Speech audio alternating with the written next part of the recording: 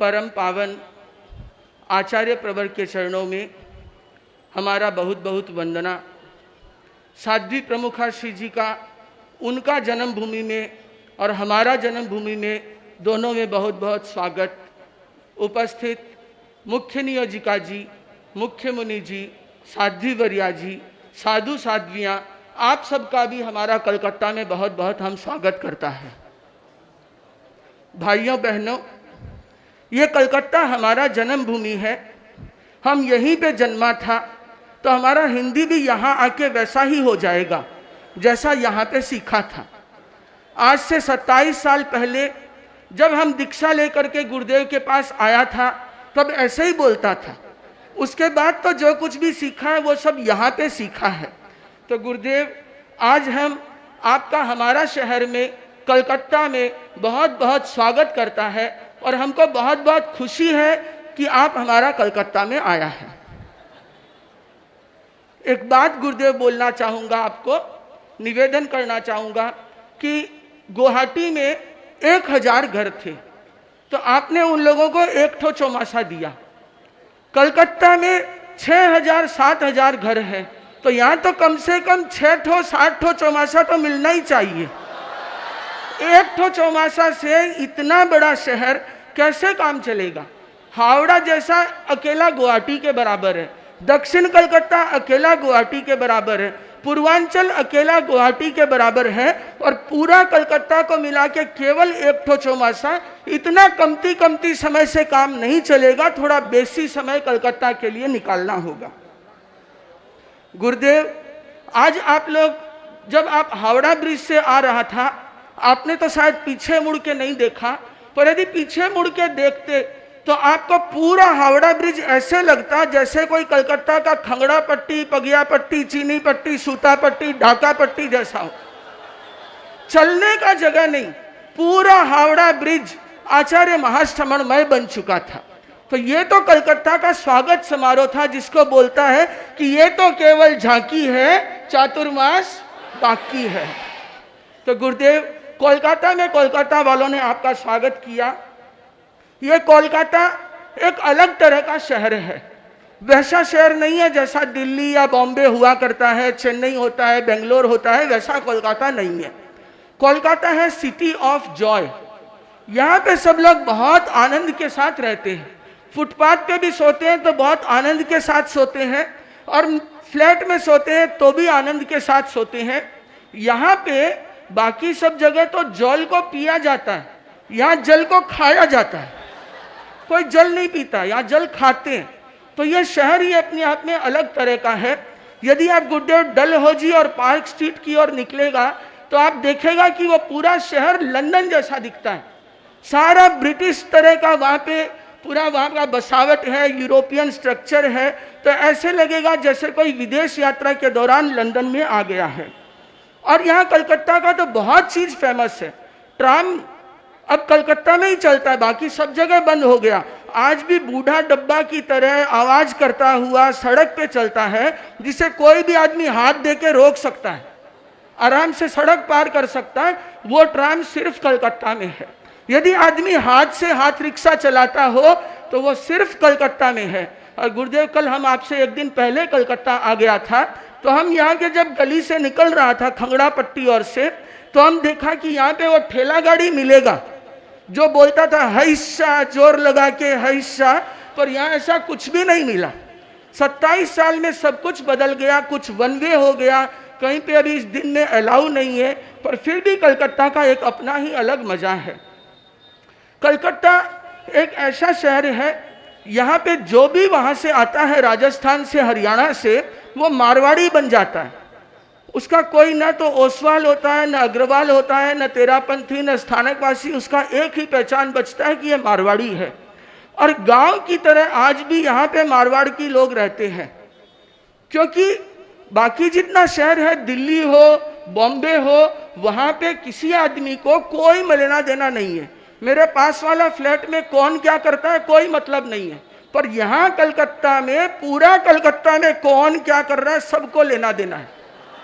आप देखेगा सुबह सुबह विक्टोरिया के बाहर जाएगा तो वहाँ चाय के अड्डा पे वैसे ही बैठता है जैसे बीकानेर में, सरदार शहर में, चूरू में पाटा पे बैठ के चौपाल करते थे, वैसे ही यहाँ चाय का अड्डा पे बैठ के पूरा शहर का चर्चा करते हैं।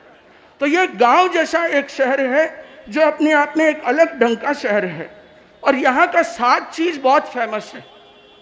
7 ठो चीज ऐसा है जो हर आदमी जानता है कि कलकत्ता जैसा दूसरी जगह नहीं मिलेगा। एक तो छेने का मिठाई, क्यों भाई, है ना, रसगुल्ला हो, संदेश हो, छेने का मिठाई मतलब कोलकाता। मिष्टी दही, मिष्टी दही और कहीं पे है नहीं है। तीसरा यहाँ का झालमुड़ी, झालमुड़ी जैसा यहाँ पे वैसा पूरा हिंदुस्तान में नहीं है। चौथा चीज शादी का कपड़ा, शादी का किसी का भी शादी हो, कहीं पे भी हो, चाहे गोवा करो चाहे बैंकॉक करो, कपड़ा कलकत्ता से जाएगा।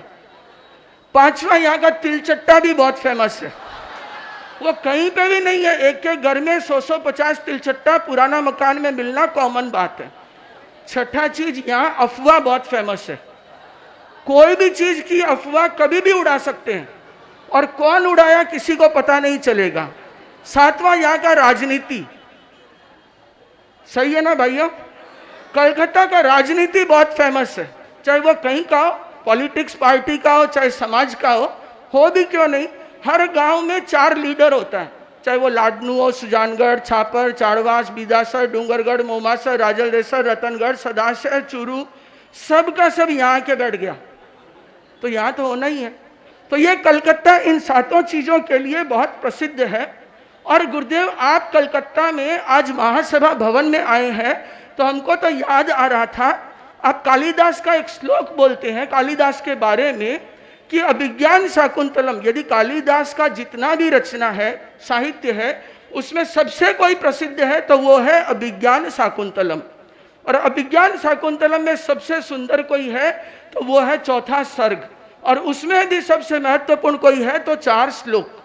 तो वैसे ही तेरापन धर्म संघ में यदि श्रद्धा के मामले में, घर के मामले में सबसे कोई महत्वपूर्ण जगह है तो वो है कलकत्ता, और कलकत्ता में सबसे कोई महत्वपूर्ण जगह है तो वो है बड़ा बाजार, और बड़ा बाजार में कोई महत्वपूर्ण जगह है तो वो है महासभा भवन। ऐसा कोई आदमी कलकत्ता का नहीं होगा जो कभी न कभी महासभा भवन में नहीं आया होगा। ये महासभा भवन है, इसको आप धर्म का केंद्र बोल सकता है। हजारों लोग, लाखों लोग यहाँ आके धर्म का प्रेरणा लिया है। और तो और समाज में आधा कलकत्ता का सगाई इसी भवन में हुआ है। व्याख्यान के बाद में आधी घंटा तक ये जितना भाई लोग हैं ये सब आपस में सिर्फ सगाई का काम करते हैं। ऐसा हमने तो देखा है, छोटा था तब तो वह आधी घंटे में ही सबकी सगाई हो जाती थी वहीं पे। और तो और आधा कलकत्ता का उठावना भी यही हुआ है। रोज यहाँ उठावना का नियम है जिसमें सब इकट्ठे होते हैं। तो ये तो वो वैसा केंद्र है जहाँ एक जगह आने से ही पूरा कलकत्ता का काम हो जाता है। गुरुदेव, हम आज से 27 साल पहले इस कलकत्ता को छोड़ा था। हम नौपानी स्कूल में पढ़ता था। और वैसे भाइयों, एक बात बता दूं, संत तो बहुत खड़े होंगे यहाँ भाषण देने के लिए, स्वागत करने के लिए, पर कलकत्ता में जन्मा हुआ हम केवल एक ही आपके साथ में, और कोई भी नहीं है। धर्मरुचि जी स्वामी चूरू में जन्मे हैं, योगेश मुनि मद्रास में जन्मे हैं, कोई हावड़ा जन्मा है, कोई लिलुआ जन्मा है, कोई रिसड़ा जन्मा है, कोई बेलूर जन्मा है। कलकत्ता में जन्मा हुआ हम एक ही है। और कल हम जाके भी आया था जहाँ जन्मा उस नर्सिंग होम में, वो यहीं कलकत्ता का बड़ा बाजार में है। तो गुरुदेव, हम आपका स्वागत करता है। आज से पहले जब हम आपको देखने लाडनू जाता था तो हमको याद है, हम और हमारा भाई दोनों जाते थे जिस समय, संसार पक्षी भाई, तो ट्रेन में बैठ के हम लोग मोर देखते थे, क्योंकि यहाँ तो कोई मोरनी दिखता नहीं है। मोर छोड़ो, यहाँ गुरुदेव गाय भी नहीं दिखेगा गौशाला के सिवाय।